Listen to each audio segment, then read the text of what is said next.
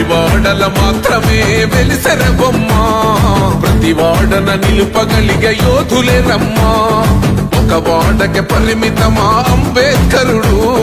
ప్రతి వాడికి హక్కులను పంచినవాడు తను రాసిండు రాజ్యాంగం దేశం కోసం తను చేసిండు పోరాటం అందరి కోసం తను రాసిండు రాజ్యాంగం దేశం కోసం తను చేసిండు పోరాటం అందరి కోసం చీకటిని తరిమేసి వెలుగైనాడు జై భీమ్ జనగుండె నినాదం అందరం ఒకటై గెలవాలి సమాజం జై